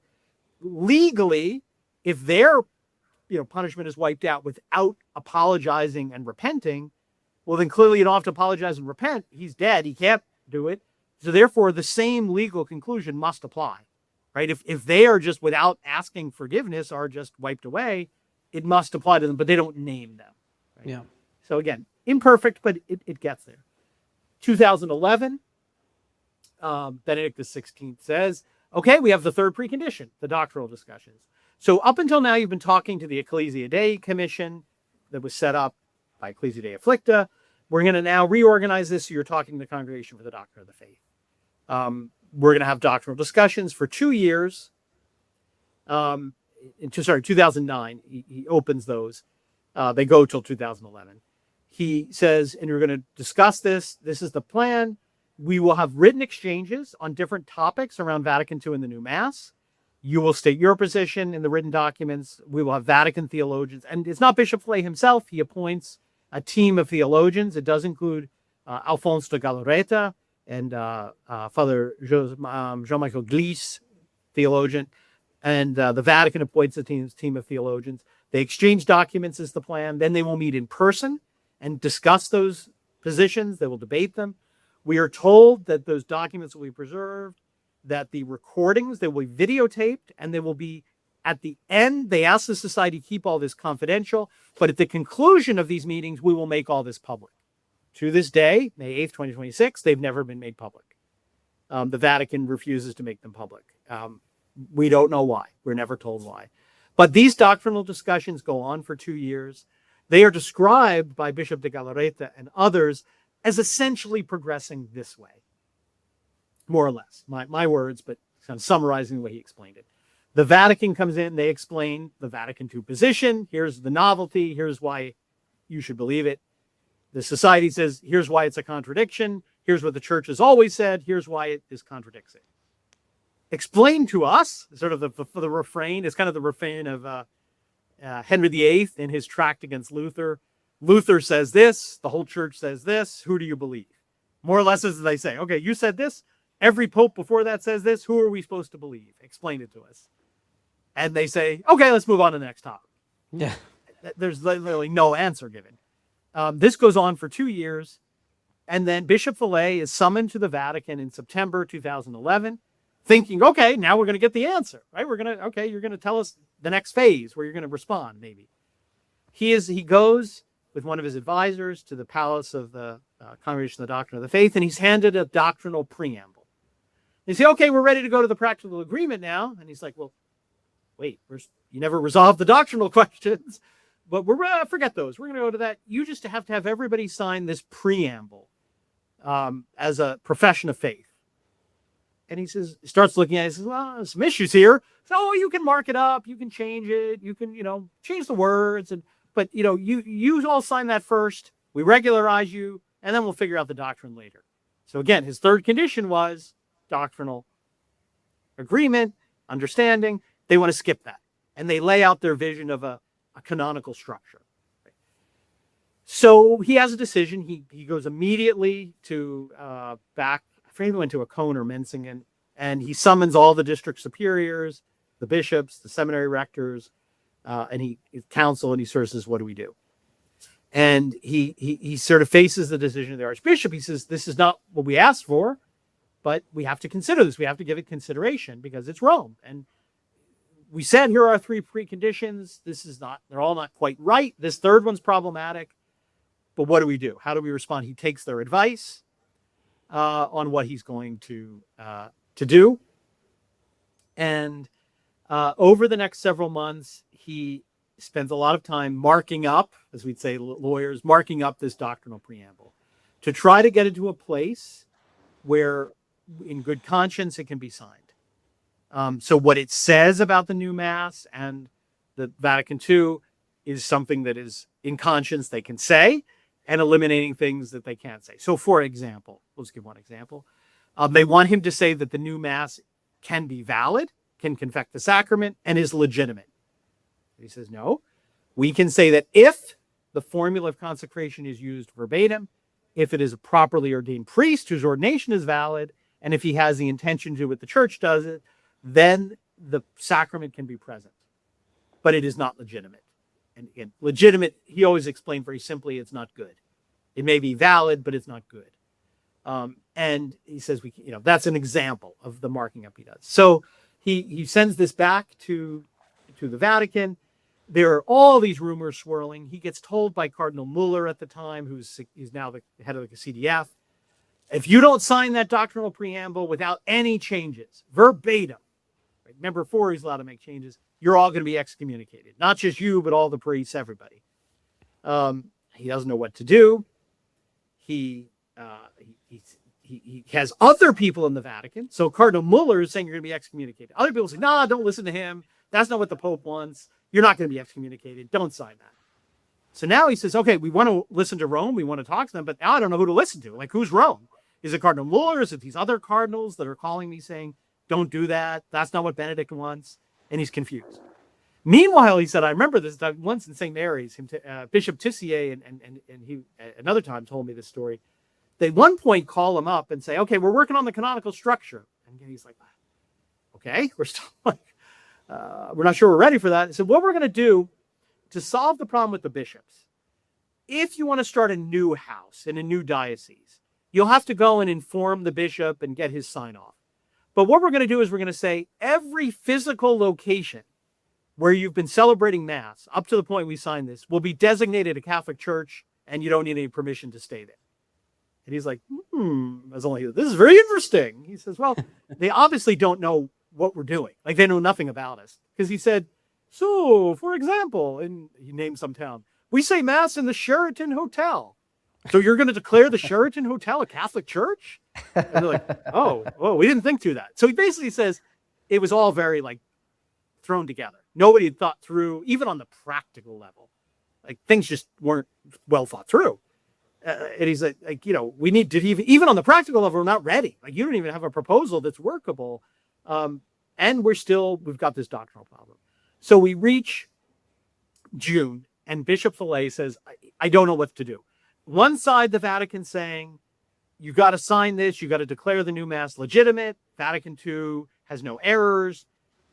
sign this, agree to this, or you're excommunicated.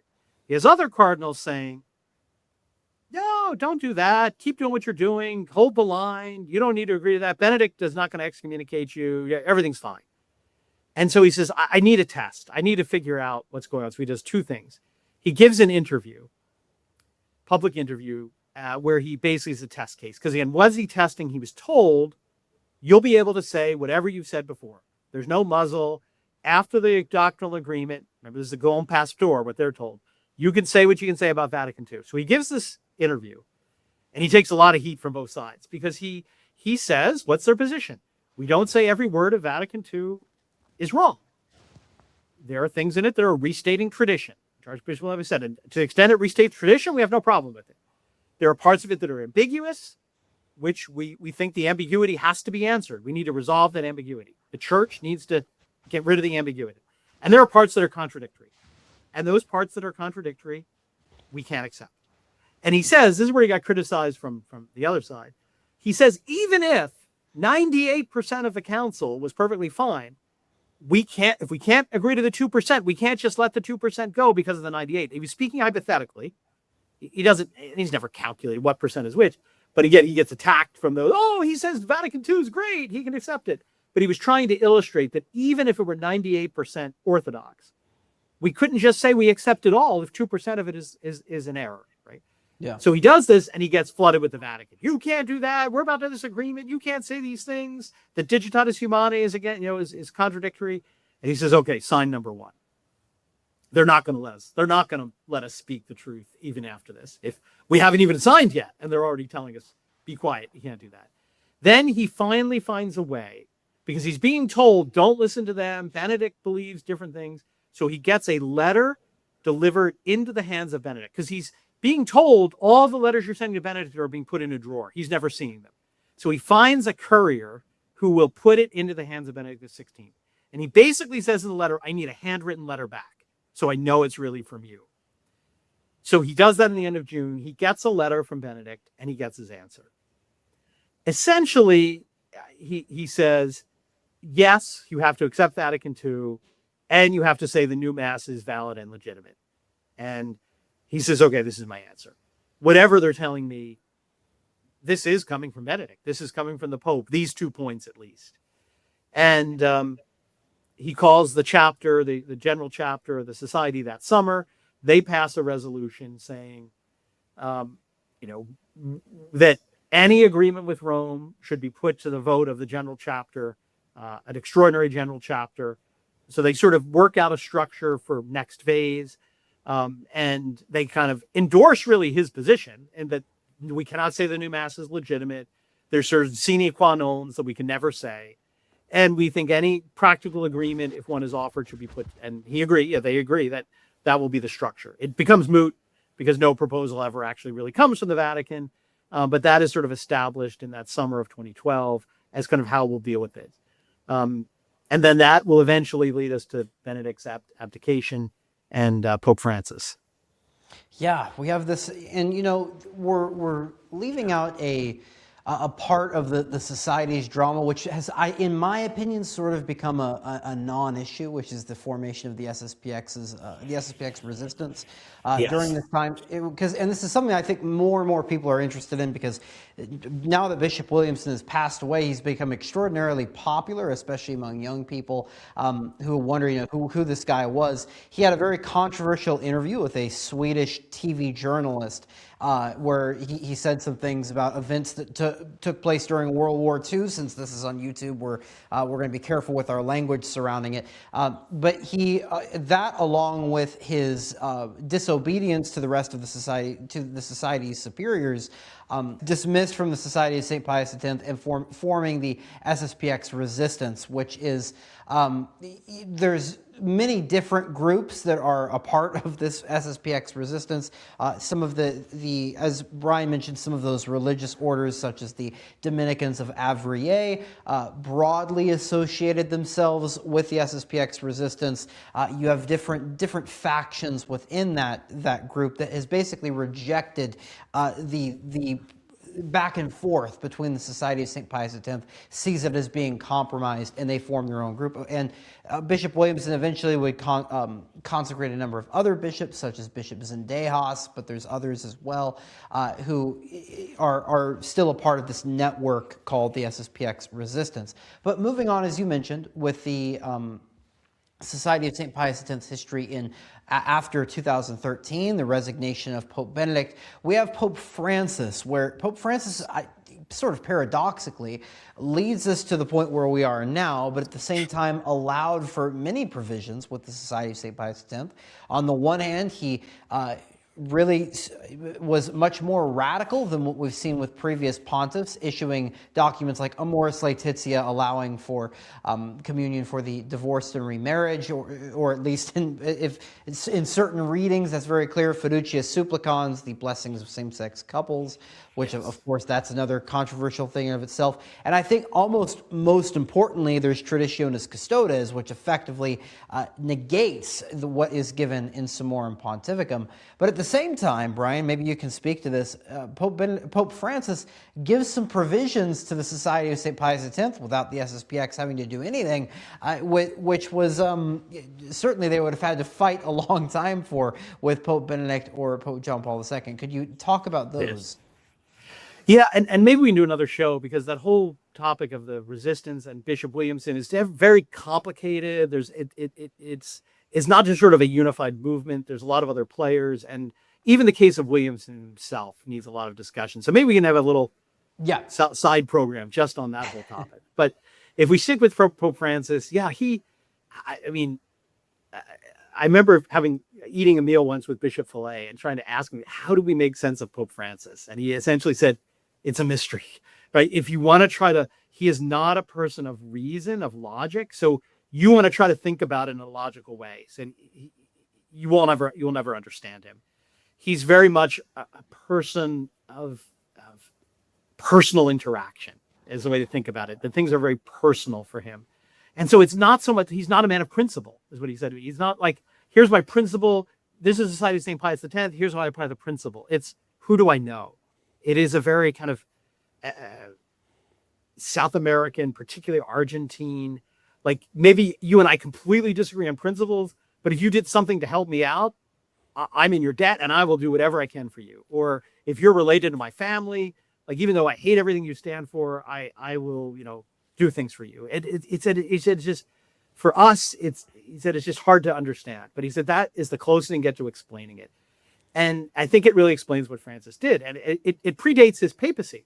So when he was Archbishop of Buenos Aires, Father Bergoglio, he was not a friend of Latin Mass. I mean, he was very restrictive. He was definitely not, a lot of people think he was conservative. He really was an enigma even then.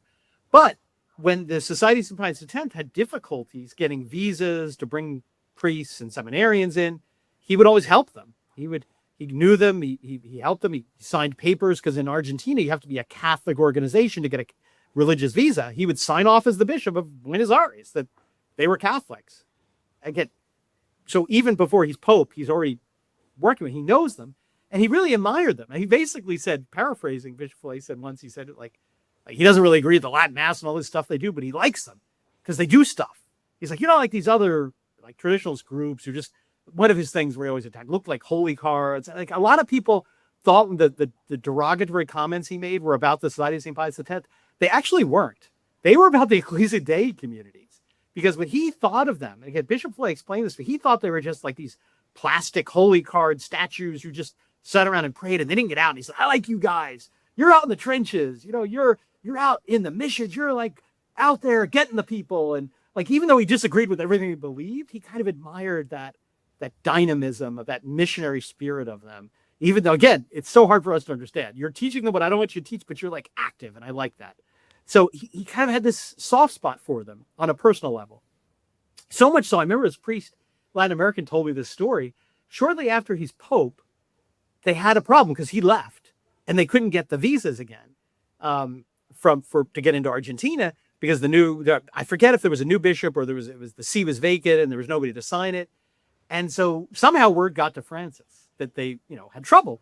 So one day they're having a meal, the evening meal in the priory, and the phone rings, and I think it was a brother, if I remember right, the story. Went and answered the phone, and he comes into the priory, and he says, there's somebody on the phone insisting to speak to you right now, and I know I told him it was dinner, but he wants to talk. And he says, who is it? He says, well, it's somebody who said it's Father Jorge Bergoglio. And he's like, brother, that's the Pope. He's like, like he didn't even realize it was the Pope. Because again, Francis was, there's a story where he called up to buy his ticket on the plane, and they thought it was a joke because he said he was Father Bergoglio. He was sort of known to do this. So he's like, oh, I was talking to the Pope. So he goes and he says, oh, I heard you're having trouble with the visa. Don't worry. I called down to Argentina. I straightened it out to get your visas for your priests. So we're taking care of you. So again, this was long before some of the events we want to talk about, but it just, I think, gives you a sense of Francis, personally, and why he does these things. It helps to make sense.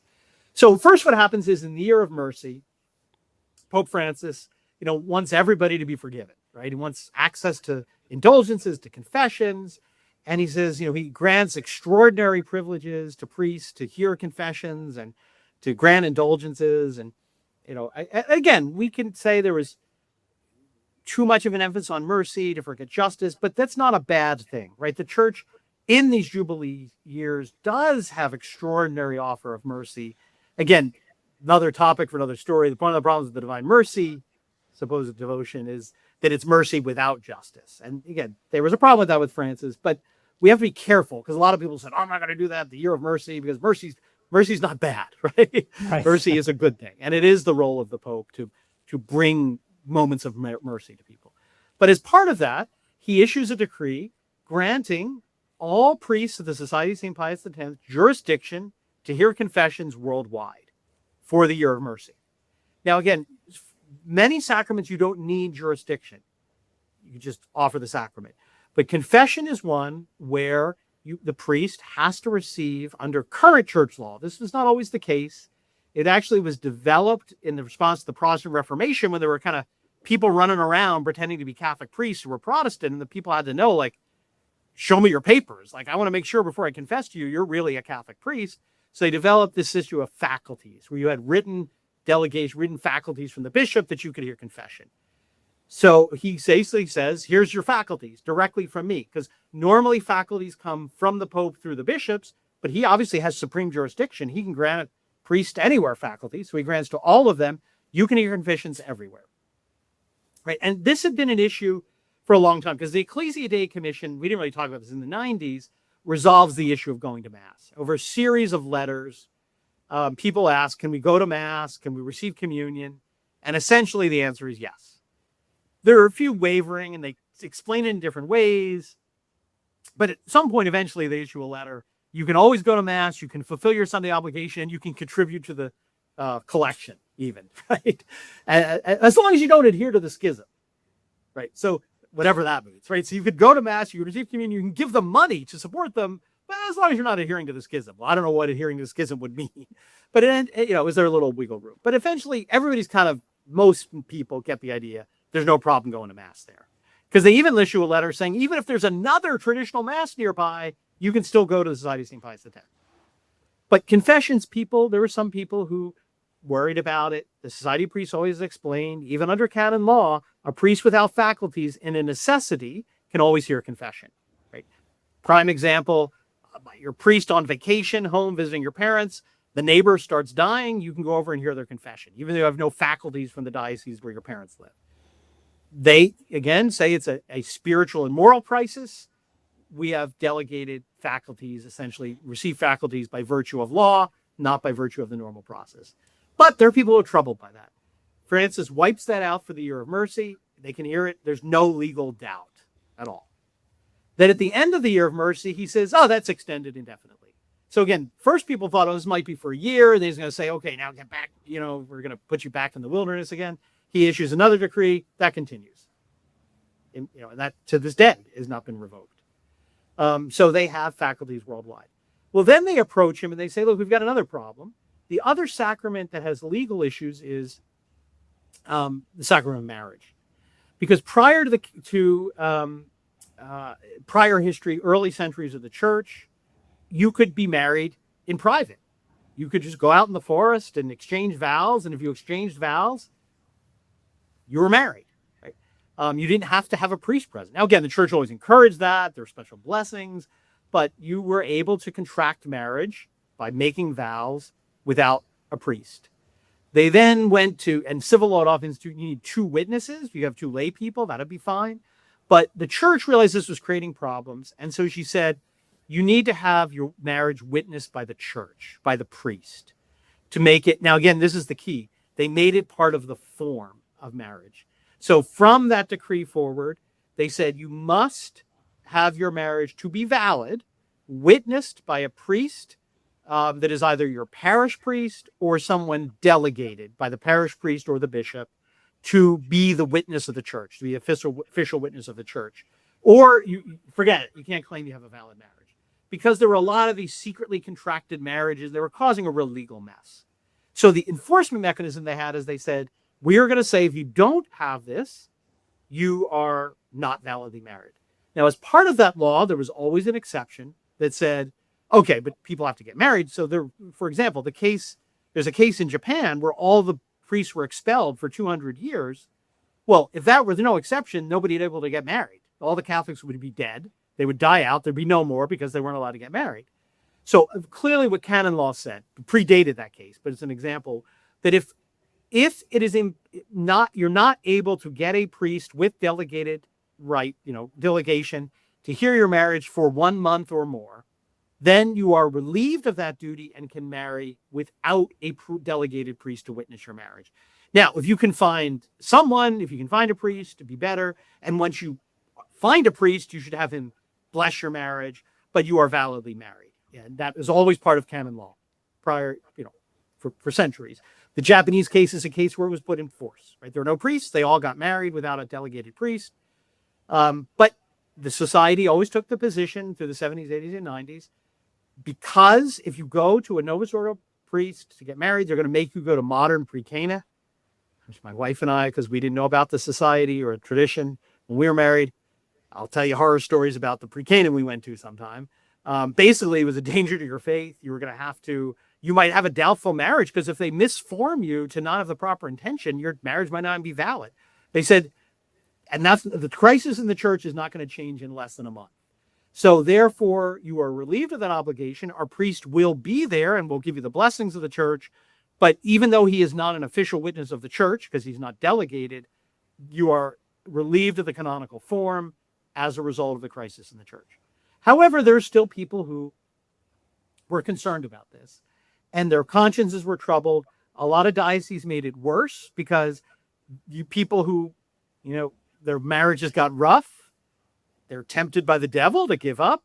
They'd find a Novus Ordo diocese who'd say, oh, you were married to St. Pius X? We'll just give you an annulment because that was invalid, without even hearing the case, without even really hearing the argument. And so there was this problem that there were some people who, if they were weak in the faith, would go and get an annulment on this ground. And they said, when Francis said, what else can I do for you? They said, well, look, this creates a lot of practical problems. And it would really solve things if you would resolve this. So he did. He issued another decree that said, diocesan bishops, you can and should delegate to these priests, the Society of St. Pius X, the right to witness marriages. And in any event, even if you delegate a different priest to come and stand next to them, they're allowed to offer the nuptial mass, right? So essentially the priests offer the nuptial mass. They can be delegated themselves, or another priest can join them who's delegated and stand there while the marriage vows are being witnessed. And in fact, he says you should do this. And therefore, again, he allows this to happen. Now, canonically, either the Society of St. Pius X priests are in schism or they're not. If they're in schism, it is a legal impossibility to delegate faculties for confession and marriage. Because a priest who is in schism is suspended ad divinis, cannot celebrate the sacraments. So you're saying you can't celebrate the sacraments because you're in schism, but here's your delegation to celebrate what you can't do. So a position that they're in schism and these acts of Francis are valid is cognitive dissonance. It's an impossibility. So either that leaves you the alternative that they're not in schism and the Pope can therefore grant these legal capacities, or Francis isn't the Pope, or what he did is invalid and he doesn't have supreme jurisdiction, right? So they're the only sort of ways to make sense of this. The only one that really makes sense is they're not in schism. He's the Pope, and he therefore can do this. But again, you'll see a lot of people saying, oh, that didn't count. They were in schism anyway, even though he said this. Well, it is a legal impossibility. Maybe like if you had a crazy Pope who said, I'm going to delegate to my dog. This is the ability to hear confessions. It would have no force and effect because the subject matter of the delegation, the faculties, is not capable of receiving them. Well, a priest in schism is not capable of receiving them, right? So it really, this argument that they were still in schism or are still in schism, it really puts a definitive legal rest by the acts of Pope Francis, whether you like it or not, because his doing this says the subject of these decrees are not in schism. Yeah, and I want to mention you just from a very practical standpoint. I was married, just last week by a priest of the Society of St. Pius X with the permission of the bishop, the delegated faculties, who gave him the permission to celebrate the Mass. The priest is also hearing our confession because of the delegated faculties that he has for Pope Francis. It's quite absurd to think that, well, in that moment, at that Mass, everything was above board, everything was fine. When I received we exchange rings, everything's fine, that's good. When we have our pre-marriage confessions, everything's fine there. But as soon as the priest the next day celebrates his daily Mass, all of a sudden it's a mortal sin to attend. Right. It just gets to be nonsensical. It gets to be, your head's turning around. And I think that is something we can thank Pope Francis, we can thank the local bishops who do give this these faculties, because it should be something that's quite clear. These are Catholic priests celebrating a Catholic rite, as the Church has always done. It should be something that is a no-brainer for the hierarchy. But that is something Pope Francis did. Before you leave that, it's a good point for this spirit of Archbishop Lefebvre, right? Because some of the SSPX resistance people, one of the reasons they condemn them now is, oh, you accept delegations from Novus Ordo bishops. That means you're compromised. But no, what the position is, we didn't need these delegations, absolutely, in an absolute sense, because the marriages and the conventions we heard before were all valid under the necessity exception. However, when there is a choice, so we had no choice, we did that. When there is a choice of a more regular legal way, we always have to accept that. If it's not a danger to the faith, if it's right, we need to accept that. We need to say, okay, we won't deny that Francis could do this. We thank you. Even though we were okay before, if we're offered something that is not a danger and that is the more typical ordinary mean, we need to accept it. Now, what they're going to do is those are taken away. If Leo says they're all nullified, they'll say, okay, we can't do, now that's been taken away. We go back to the way we were before. But the SSPX resistance, really, some of them say, this proves they're wrong because they accepted this thing from Pope Francis, which I think Archbishop Lefebvre said we had no choice. There was no strings attached. We were asked for nothing. Literally, it was just he did it on his own. To refuse them would mean we don't recognize him as the Pope. Yeah, and this is something I think important to keep into perspective. It comes down to a balance that has been had, especially by the superiors of the Society of St. Pius X. It's not been a difficult, it's not been an easy job for them. It's been quite difficult for them to find that balance. And Brian, I think that can lead us to where we are today, which is the election of Pope Leo XIV.